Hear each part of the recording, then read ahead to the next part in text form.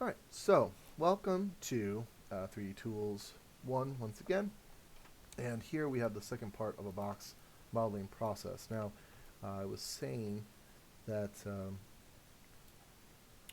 there's a lot of different ways to go about modeling something as long as you maintain first quads for the most part. You can get away with a few non-quads if they're triangles, but something like a 5 faces starts getting to be really funky. So you want to keep it quad-esque. So 4 sides, 3 sides, or 4 sides, but mostly 4 sides, right? And as long as you have sort of an even edge flow that can be utilized, and as long as you understand that there are points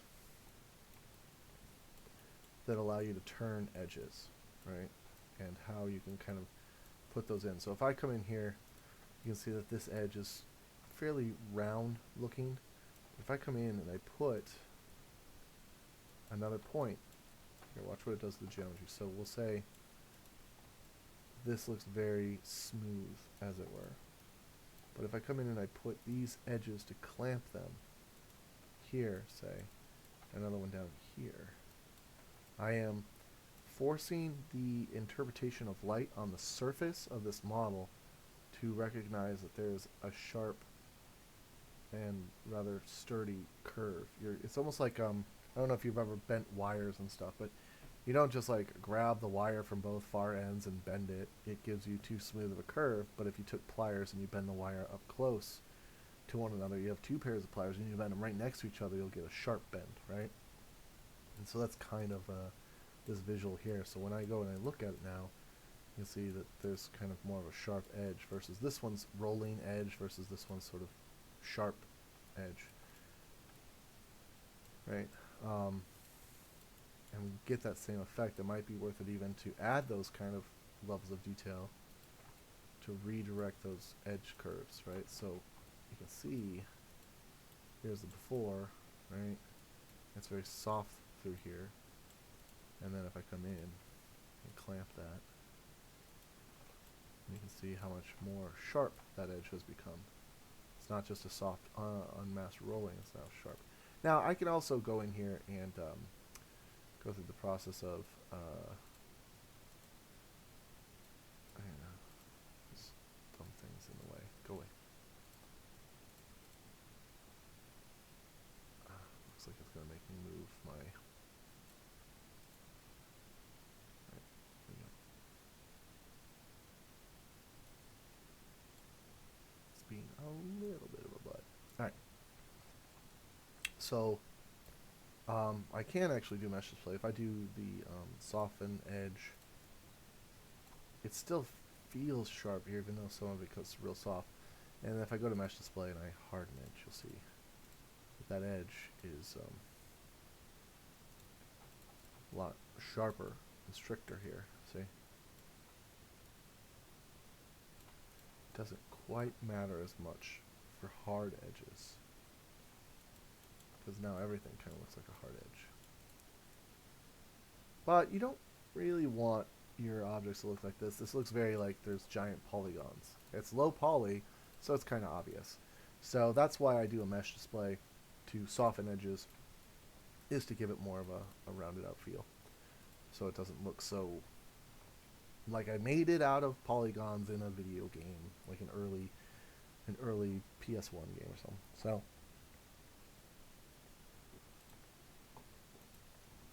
let's go ahead and put this back into place, which is here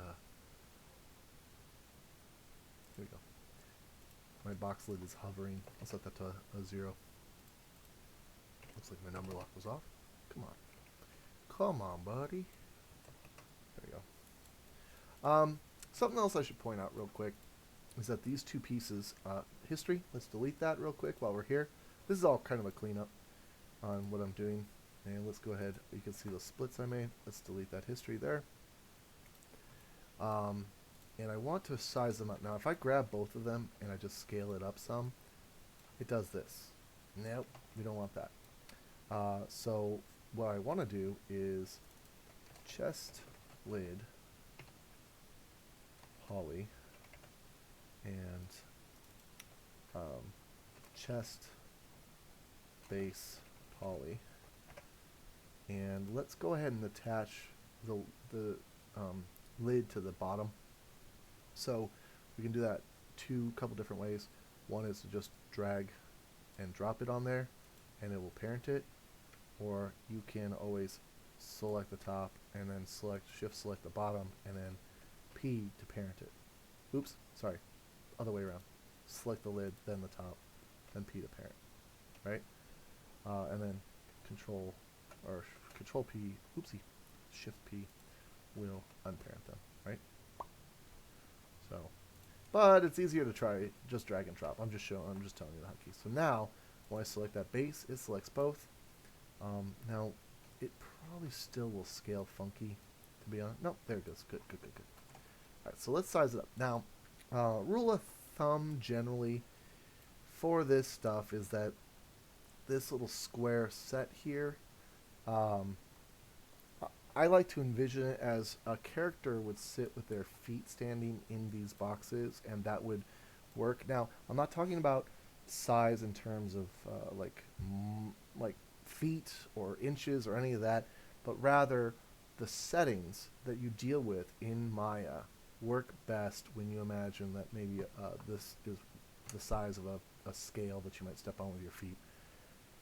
I know it's kind of weird, proportionally speaking, but like, so when I go in here and I grab things like sculpting tools or stuff, I mean, you can see it right here. Look, if I move this up a little bit, that's only like a 2.4 lift. Or when I was moving that lid on its own, it's like 0.8. We don't want to deal with like 0.8s and stuff for things, so let's just go ahead and scale it up a little bit so we can sort of deal with that. So let's make it like this big. I'm going to go ahead and set it up here. Now, you could leave it centered like this. That's okay too. But I like to pretend like this is ground. So, but I don't have to right now. And if you leave it like this, it's better for things like Maya later, or ZBrush later on when you import it.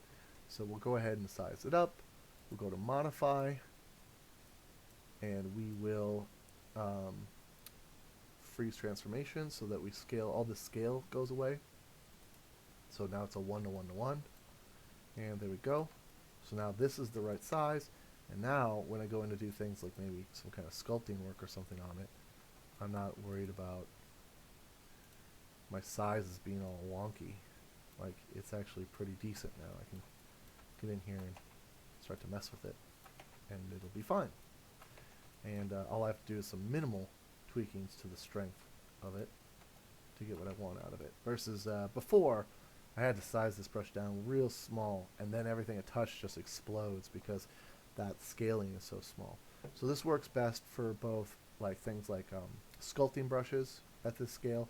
It works best for lighting a little bit because your lighting will not want to properly light. That's another thing, is like if you have your scale of your objects too small or too big, then your lighting you have to fight all the time because it's kind of got this general sort of dumpy scale. So again, think of it like this graph pad that you initially have is the size of a person standing on it with their feet. So that a person would be like this tall about, or something like that. And that'll get you closer in the ballpark to the default scale settings for all of your buttons and such. And I know that sounds really kind of vague, but I've just found that if you work in those sort of proportions, it helps a little bit more.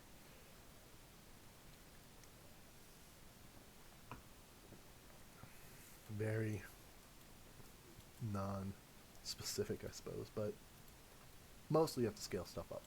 I mean, all those little squares you make initially are too small. So, once you kind of have some of this modeled up, I'm going to go ahead and grab this base, and I'm going to isolate the base. Now, I can't isolate it without keeping this because I've connected these two, which, you know, yeah, that is what it is. For the moment, I'll unparent them just so I can, oops, sorry, unparent them so I can just use the base, because I wanted to do something with this that I talked about in the previous video, which is maybe put something in there and maybe put like a treasure in there or something like that that I can mess with. And we can do that two ways. We can either take this base, if it's just going to be a permanent, and then making one single asset. I could just turn this bottom into some treasure, but I could also put a piece in there, so that maybe I could have empty treasure chest plus full treasure chest. In this case, I think I'll go ahead and do a just a standard. I'll make it part of the chest. You know, interesting enough, in games like Skyrim and stuff, they don't even open the chest all the way. They just kind of nudge it open and then close it, so it looks like you're kind of opening something, so that they can put whatever in there and they don't have to worry about it. Meanwhile, in classical Zelda games, you know, they'll open it up and he's like, woo! So they do open all the way. So I'm going to go ahead and use this though, since it's already got there. And I've already designed it with a lot of geometry inside that I can manipulate. So let's go ahead, and this is something I'll talk about. I talked about in my wall review, and we'll see that again. But I'm going to go ahead and select face, and then I'm going to hit the B key, and you'll see that it activates this soft select here. If I hit B, there it is, it's on, right? Turn it off, hit B. See? So what that does is it activates the tool setting soft select for both. It works for scaling, rotating, and for just translation, okay? And let's see here. Let me make sure. Okay, that's fine. So you can change up the colors in here to something else if you like. I tend to like them being more this and kind of this, just preference. And then over here I could do the fringes.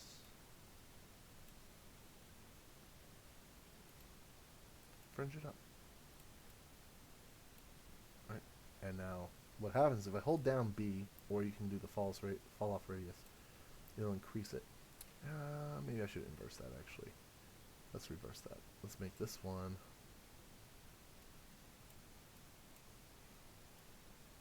swap it.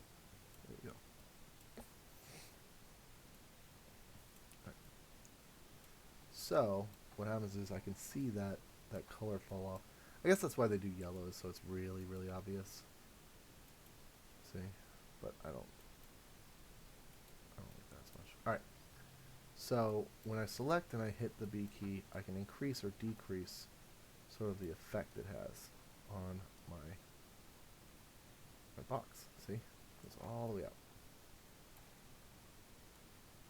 Now,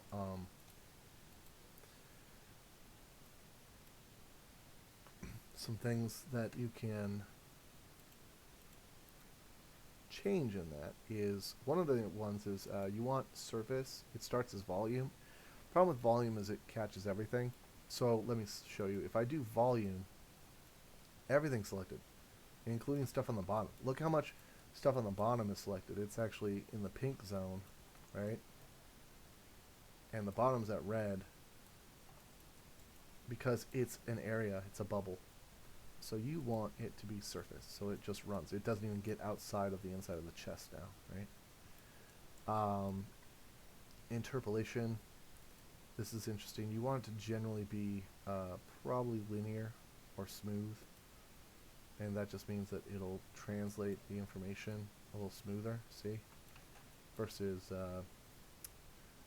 I do soft select and I set it to none, just gives it a smoother function. And then these options here will do weird things for you. Like if I choose those steps, this is a really obvious one. You'll see it's making stepped functions as I do that, which is, you know, you might be okay with that, or you might be like, it's just whatever you need. And you can change them inside. Generally I like this first one, the curve preset, or this one here, which is just the straight edge. See, it's just very straight edge versus curve, which is a lot more organic and a hill-like. and both can be useful. And what it's doing, of course, you can see it's just grabbing all of these pieces from nearby, which is nice. So I'm going to take that. It means that you can kind of model without having to have all this stuff everywhere. Take all that and work with it to pump up these areas some. And it works with verts and edges. Now, is this exactly what I want? Maybe not. So that's why we can also bust out and utilize. I'm going to lift this up some so that my treasure can be a little closer. Oopsie. I want my treasure to be a little closer to the edge. The lip of the box so it looks more full. Alright. So, and also it's probably worth it to put, this is just some modeling process that I didn't clean up last time. Get some in here. So we can have a little more hard edge function here. Right? Just kind of clamping down some things, and maybe that should be good. Right. So,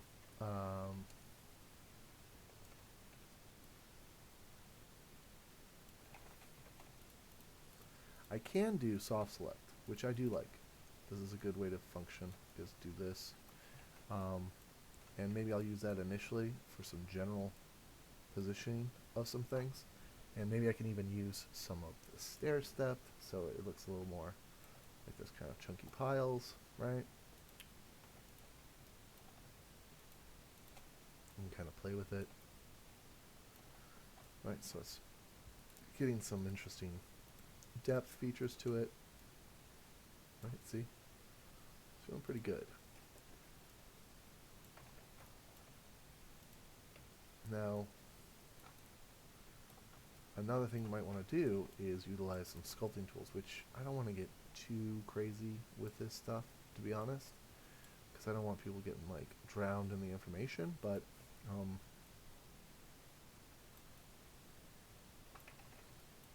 interesting. I might push that a little too close over there. Well, it might be okay. It'll probably be fine. These are pretty close up. I don't like these ones. I kind of accidentally overwove them, and I don't want that. Let me just fix that real quick.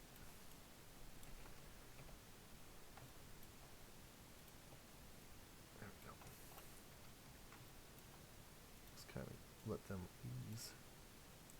Now, another way to do this, though, is I was talking about sculpting, so let's take a look at that real quick, because I can actually fix this with Sculpt tool too. So I'm going to go on over to sculpting and grab a few of these pieces. Now there's a lot of them, and they just sort of name them. They stopped naming them something. Now they call them weird things. They're like lift a surface, when this used to be called draw, and this used to be called smooth. But it says smooth the surface, and it is smooth. But this next one was called relax. Now it's called smooth the surface of a mesh without changing the original shape. Well, everywhere else it's called relax, so it's annoying that they changed the names of them. But we are going to grab that smooth the surface relax tool, and you'll see it's big. And I hold down B and use the left mouse button, and I can size that down. And I'm going to come in here, and these are too close, so I'm going to go ahead and run that over them and smooth them out. And it kind of evenly spaces them back out. It's a very nice tool. Right, so there we go. And I have the same issue over here. Let's go ahead and just relax those a little bit. There we go. Alright, and now if I want, I can also grab a couple other things. Now I don't want to mess up the side of this box, so hopefully this will work. Paint areas of surface prevent further modification. Freeze tool. So let's see how well this one works, because it doesn't seem. Yeah, okay. There we go. There we go. Now, notice something here. These tools, a lot of these tools in Maya, when you're doing these kind of effects, and for a lot of things, you'll start to notice over time that vertices play a big part in determining how much you can manipulate an object, or how much you can lay out UVs, or even how much you can kind of lay in color maps to things. Now, technically, a plane like the squad can accept a lot of information, but you'll notice, look, if I paint here and pressing the button, nothing's happening. I have to go here, and it recognizes that there's a vert that needs to be frozen to affect the other areas. It'll start doing it as soon as I get close enough, but by actually rolling over that vertex, it locks it into position. And kind of come back here. Now, this is a pretty standard tool for a lot of modeling programs, and well, let me rephrase that. Digital sculpting modeling programs. So ZBrush has these tools, and this is just masking. It means that I'm not gonna mess with this as I work with it. And actually, if I break out my pen tablet, that's really nice to work with over here, except for the fact that some of this is awkward to move around. Sometimes it's a little awkward to move around because I don't have a middle mouse button on my pen. But so I can kind of come in here and I can just paint these in so that I'm not going to mess with my side of my box while I play with the treasure and try and mold something interesting. Now, I'm not going to get crazy with the molding. It's not gonna like, oh, I've just made coins individually. There's not enough geometry to do that. But what I can do is I can go in there and move the mounds around in more pleasing shapes. And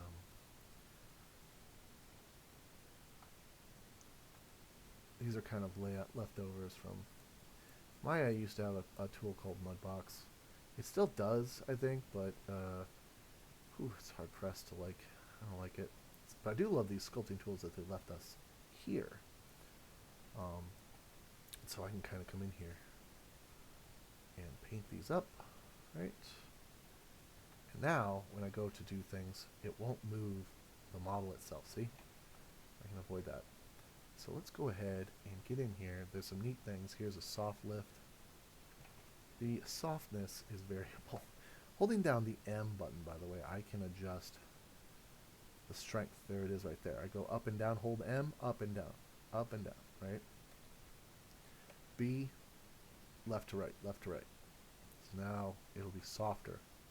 And as I do that, I can also hit Shift, and it'll do the smooth tool, which I can change the strength of as well, right? So we want that strength to be a little lower.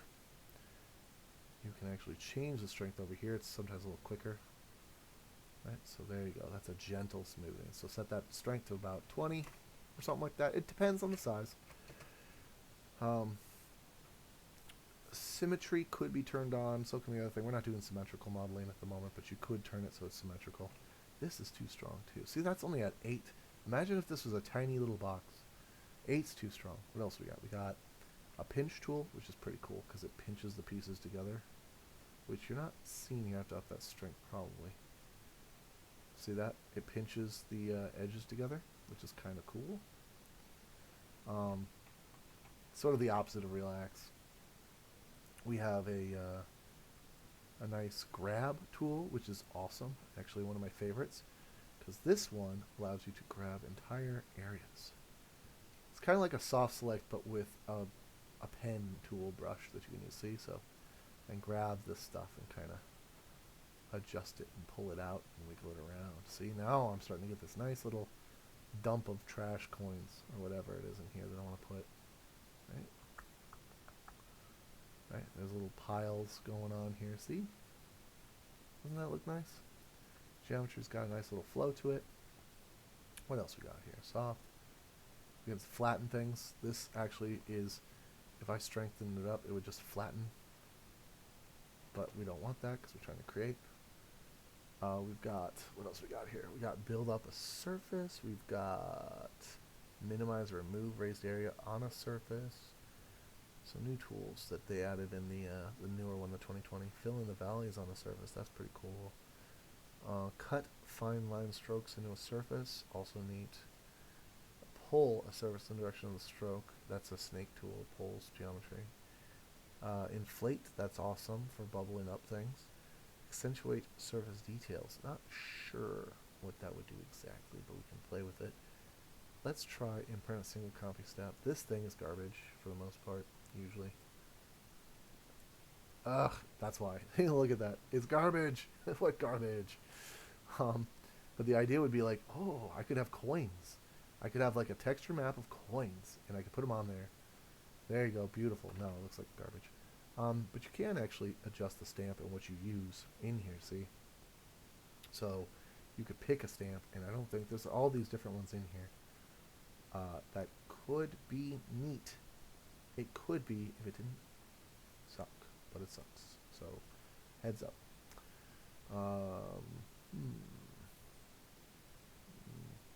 Okay, and the reason that it sucks, by the way, is because there's not enough geometry here to do that with it. It's just too... We could turn the strength down, but it's not... See? There's not enough geometry for it to have its proper effect. So don't get your hopes up for that tools. It can work sometimes, but you have to have a lot of bits and pieces. What was these? They look like little... Randomly spray a stamp imprint on a surface. Ugh. Yeah, same things. These could be cool, but they need a lot more detail. This one could be cool. I'm kind of interested to see how well this one works. If I can cut. Yeah, but again, more detail needed. Like a lot more detail. That's not bad though. I like that. If I turn that strength down, that's not so bad. This one might work well over here in the corner. See? Kind of press this stuff down a little bit. That's not so terrible. I kind of like that.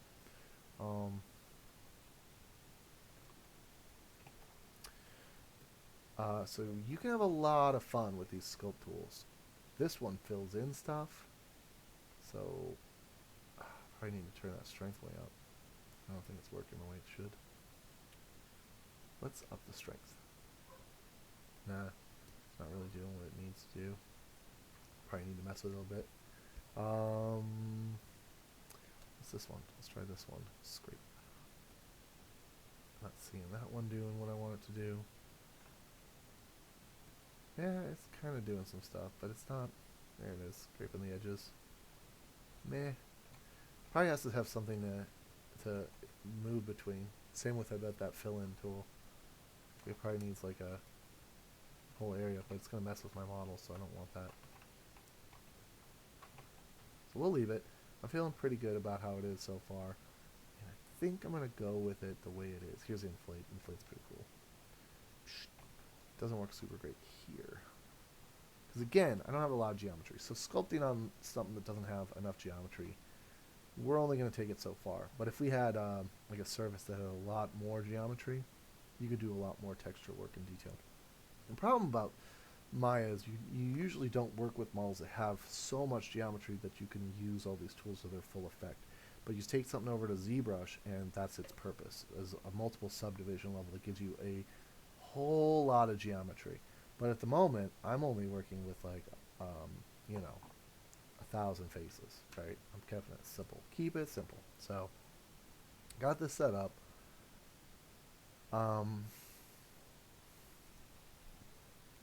Convert to frozen. Open content for sculpting base meshes. Cute. Yeah, I've used this before where you bring these teeth in and it's okay. You can bring in like these models. They're a lot of different kinds, actually. They got all these different things. And you can sculpt on these, but they're not, these aren't even sculpting. These are, I don't even know. These are totally something else. Yeah. And then here's the stamps that we were looking at. And here's the paint effects. How nice. Anyway, so this is the content browser. It's a fun little browser. Shape editor, pose editor. Why? I don't need, oh yeah, I don't need that here. Oh, well, that would be useful for we'll talk about that more rigging down the line. Okay, so there we go. I'm pretty happy with that. And let's see here. Can I just unfreeze all? Fantastic that they have that. They didn't used to. That's amazing that they got it. Love it. All right. So there we go. And I got my lump of treasure.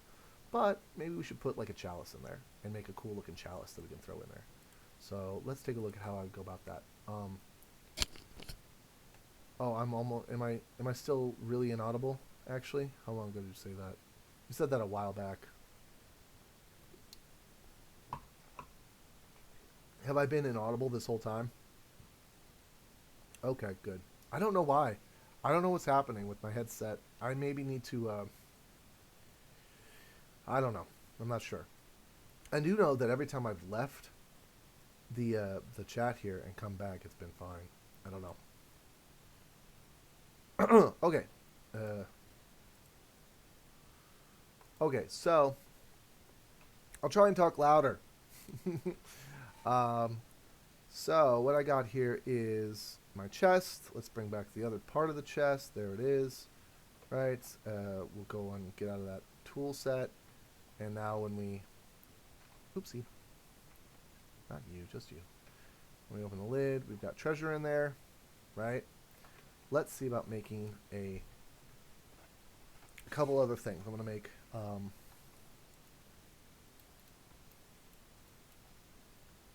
here's a cool tool.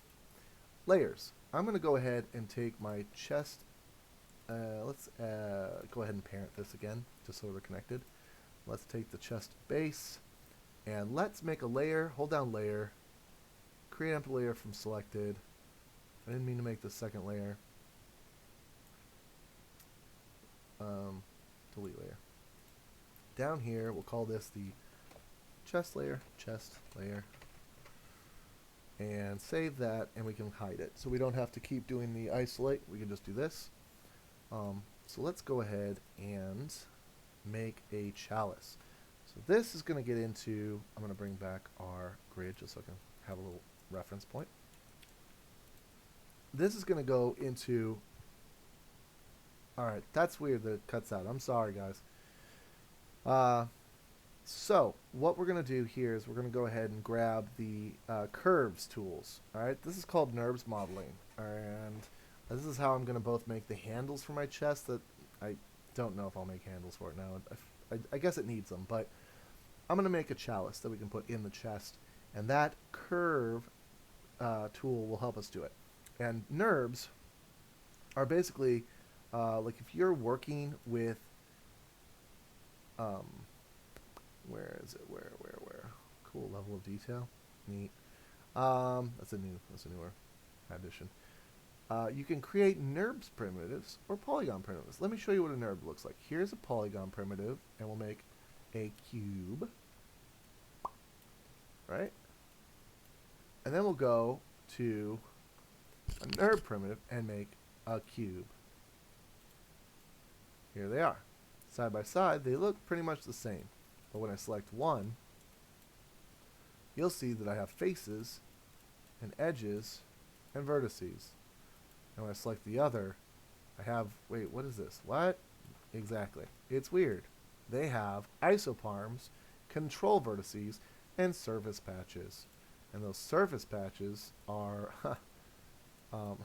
garbage, generally speaking, is because Nurbs, what it stands for is non-universal rational B-splines, which is a weird way to say that it's essentially, let's go ahead, surface, UV, hull, control vertice.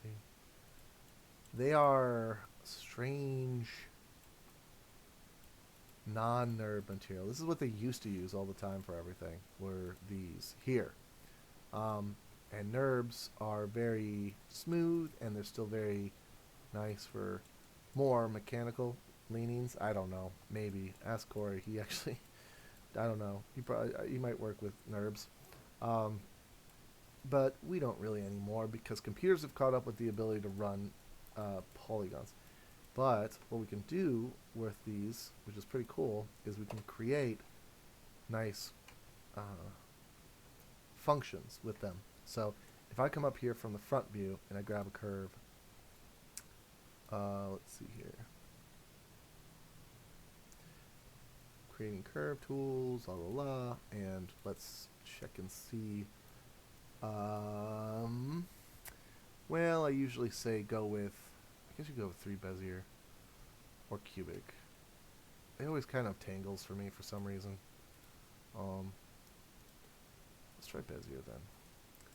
So let's say I want to make a chalice. I'm going to go ahead and construct an outline of a chalice.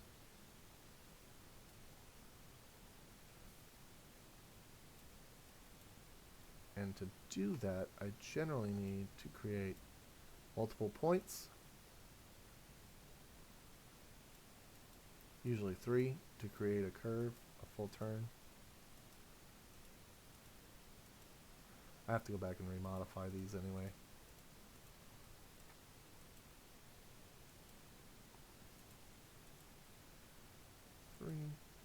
Just like what I was talking about, trying to make these shapes work originally. So, alright, let's go ahead and control vertice. Oh boy, there's a lot of these. I wonder if it's the Bezier, because I was making the Bezier curves. Let's see if I can do that again a little cleaner with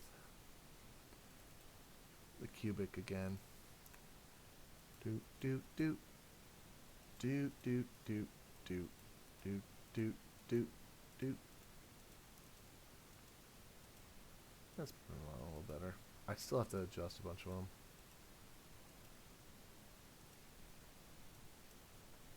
Okay, enter. Alright, so again, I'll go back to the control vertices here. They're kind of all over the place, but you grab them and you can adjust them to control the curve flow of this object, right? And you can make them look nice. Oh. Sometimes you have to find where they ran off to. And what do we got here, right? Go ahead and grab these. And the closer you put them, the more tight the edge will be. Right? So if I snap these together, it makes for a tighter curl and turn.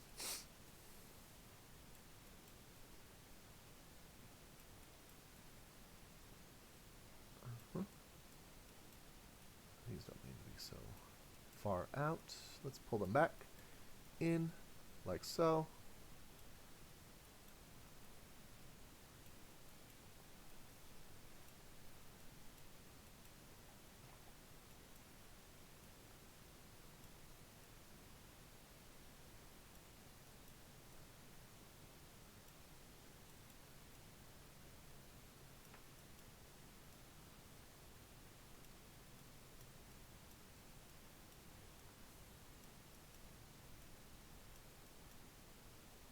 Alright, so there we go.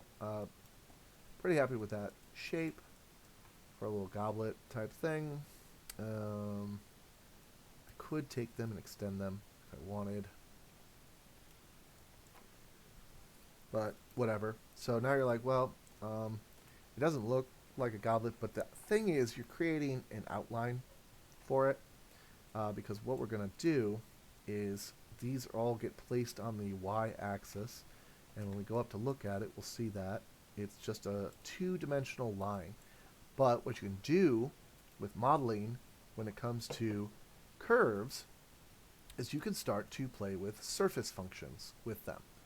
And the cool thing about that is you can do a revolve, planar, a loft, a couple of different things. So if we'll take a look at it. You rarely use a loft actually in this case. I mean, you probably could find a lot of reasons to use one, but I'm going to use the revolve.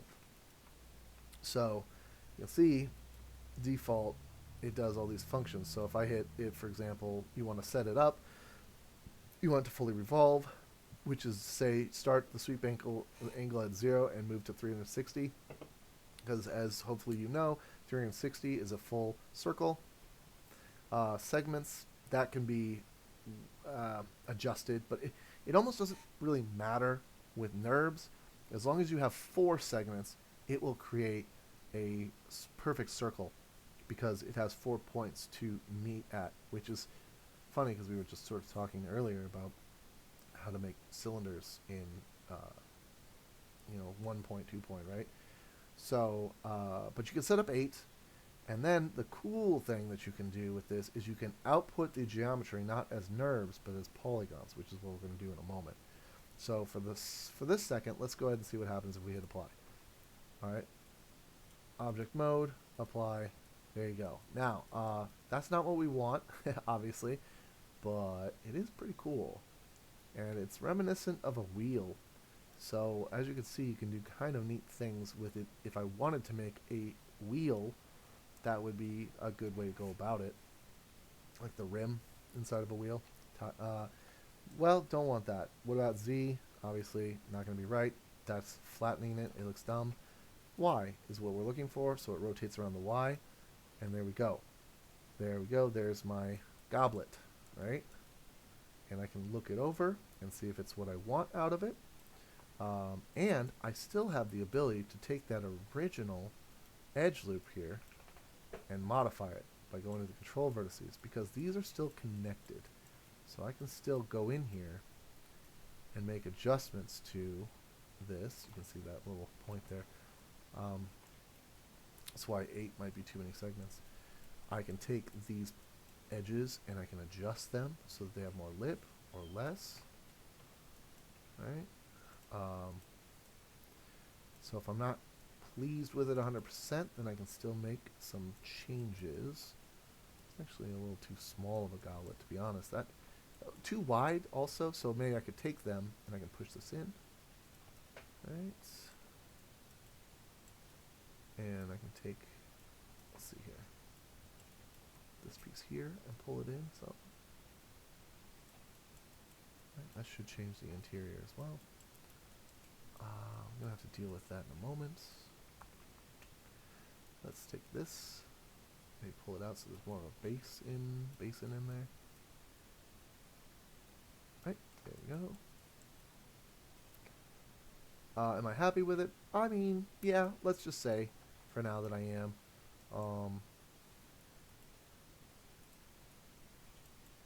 I like that. Got this little bit of this kind of function down here. So that's pretty good. Let's see about making that into a NURBS or a polygon. So this is the thing. If I move this away, it won't do anything, but if I move this one around, it will start to do things. See? So it's still connected, and the only way to disconnect that is to take this piece here, edit, delete by history, and it's now disconnected. So now when I move this one, it won't affect it anymore. So this is like a template now I can use. So we'll take this NURB, put it over here. Probably don't need it. It's NURBS. We'll take this one, and we will output as polygons instead, which opens up a lot of options, but you don't need any but a few. I'm sorry. I hit that button, and it's like a whole other menu opens. But we open that up, and we can see we can set triangles. Wrong. Quads, yes. Tessellation method, you got a couple of options here. You can try and match the render tessellation, and you apply it, and there you go. But it does weird things, and it makes 5-side faces. We don't want that. So we could just hit apply. It does weird things still. Don't like it. So let's go with, let's take a look at some of our options. General. This one allows you to do per surface number of isoparms in 3D along the U and the V direction, which is NURB speak. That's NURB speak, because NURBs make isoparms. So it's trying to say, well, you want us to create a number of polygons based on like the isoparms we would normally have, which I have up here as segments 8, and then run them along the surface of the U, which is down, and the V, which is out. So it's like the X and Y sort of, kind of, you could think. This one's a pain. You can do it. Not great. So you have to up it, and you have to say, well, okay, maybe 12 by, I don't know, 12. Let's see what we get. And you're going to get that. And it's not catching enough information still. So you really have to up some of them. See? And it's not, oops, sorry. The V is the round. Let's do this one up to 25. Right? And not great. Hey. So what we probably want to do, we can do count. This one's an easy one. If you hit this, you get pretty good results. And maybe I up that count to like 600. which is a lot. Right? Oops, let's go back. Let's try 400. Just double it. And that's pretty okay. It's still a little, not quite. You can do control points, which is a bit of a pain and isn't great. So probably what you want to do is either you work the general function or you work the count function. And let's set that to, I don't know, 600 and see what we get. And that's pretty okay. And then I could always tweak it a little bit. It's just, it feels like there's too much geometry, but we could always go in and kind of do a little bit of manipulating. And the more you add, the bigger it'll get. 800. This is so many for this. It's just probably too many, to be honest. I could probably come in here and easily delete out a bunch of these that we don't need. Well, probably that one. Probably don't need this one. It's okay though. It's not terrible. It's not terrible. I feel like I want to add one here. Just lift it a little bit. And that's pretty good. Yeah, it's not terrible. I'll accept it. Acceptable, fine. Now let's delete history on that. Notice that it did close that inner gap that was there, which is nice. And I'll select and delete all those extra verts, which I should have done with a better deleting process. And now we have our cup. So let's take this one. We don't need it. Oh, well, a thing about this one, though, there's another process you could do. You can actually do an edit. Shh, hush. My dog. We can do a, where do they move it to? Modify, I think it's modify. And convert Nurbs to polygons right here. Under modify, there's convert and Nurbs to polygons. And it will do a very similar thing. Let's see if it does it a little bit better. If I was down at 400, I don't think it will. I think it still makes it kind of funky chunky, but that's okay. This could be acceptable. So we'll have a 400 version and a 800 version. We'll see. The difference is kind of obvious. And let's bring back our chest. At this point, Chalice is a little large. Let's size that down. Grab my lid here, open it up. Right, take this in here. We don't need you. Let's set you over here for now. And let's go ahead and rotate this and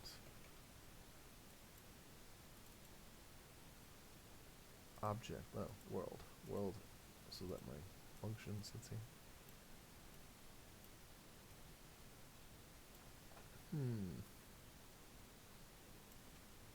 Let's put it here.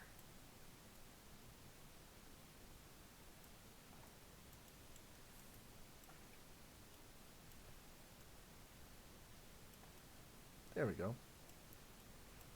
Now we got a little bit of a little more treasure in there now, right? Maybe rotate it a little this way. Yeah, there we go. A little more treasure in there. Maybe put a few more things in there as we go.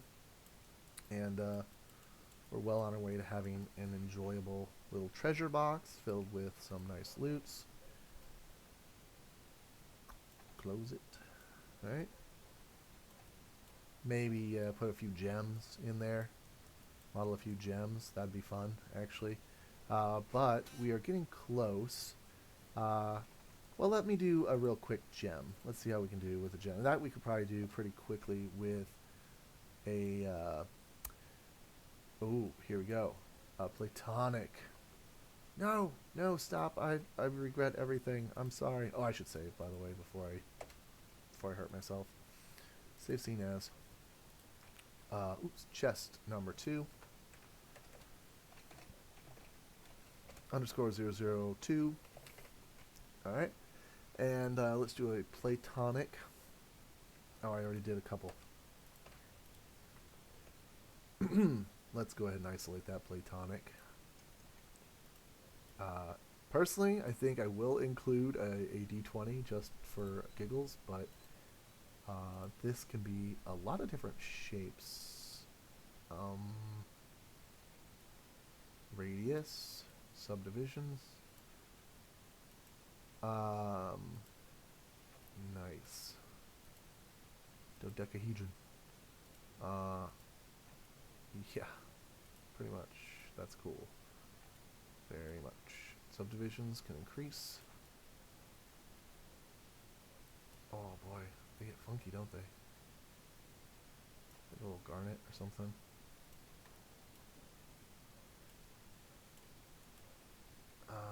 Let's go ahead and pull that out. That'll just be like a rough uncut ruby or something. That's super easy, right? Uh-huh. Alright, there's a gem. A little big. Size that down. Pop it up here. It is pretty huge.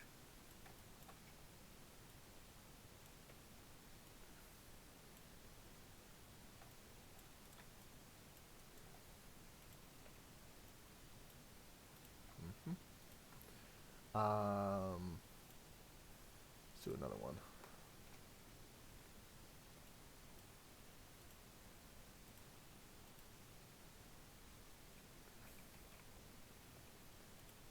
I am just going to straight up leave this one as a little d20. Pop that over here. Because it's fun. And let's do one more, and we'll make it more, well, we can't quite get a diamond shape, I don't think, out of these. I don't think. Maybe. That's funny that there's cube. It's like,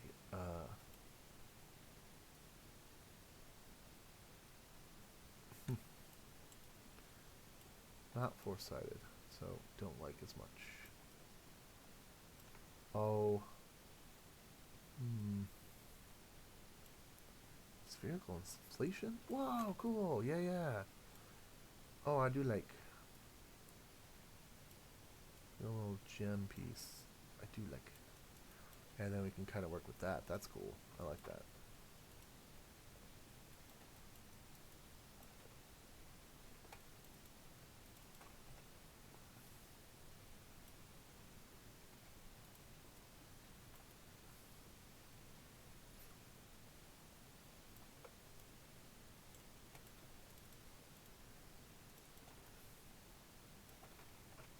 I'm going to do an extrusion here.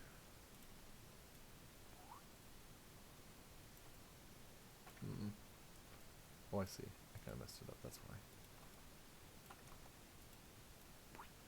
There we go.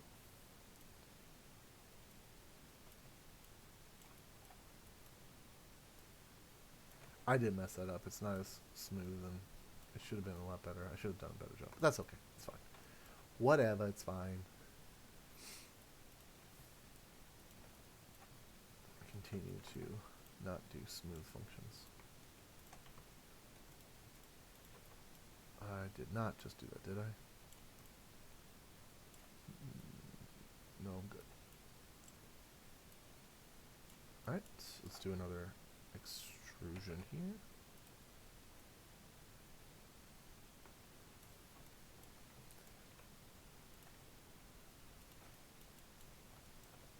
Alright, grab this. Roll this piece down. Let's expand that out. Let's grab this, and this. Ooh. Hold on. One more. And let's take those and even those out. Actually, we can even them by grabbing the edge. Right, there we go. Right, there we go. Grab those. Extrusion again. Uh-huh. Yep.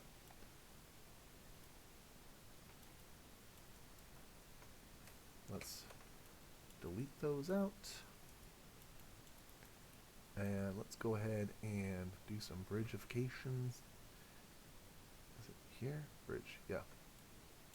So edge plus edge, bridge, edge plus edge, G key to repeat, edge plus edge, G key to repeat. I don't think we can do it multiple. Yeah, we can. Cool. So I should just select all of them. I wonder if we can just select all of it here. Ugh, no, yucky. Let's do them one at a time just to make sure that it does it the right way. There we go. And there's a little... this one didn't quite do what I wanted it to do. There we go. And now we've got a little gem in a locket kind of thing. Gem like a little piece around it. It could probably make a little chain or something to go around it too. But for now, we'll say, there you go. It's a little pretty gem. And let's size that down. Turn it on its side so it's sitting in the pile of treasure. There we go. Tilt that a little bit more. There we go. At this point, I'm feeling like this needs a little more lift, so let me just settle some of this.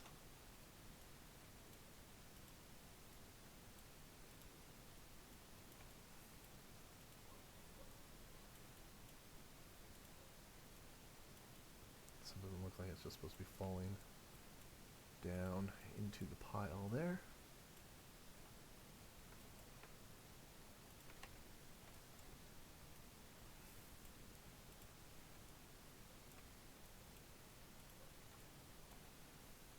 Okay, so there we go. With some quick tweaks, I've gone and made a bunch of little bits of treasure to throw in there.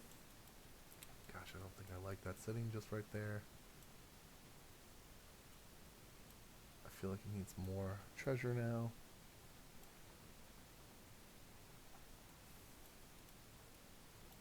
But that's okay, because the rest is supposed to be like coins. I guess this little piece could be...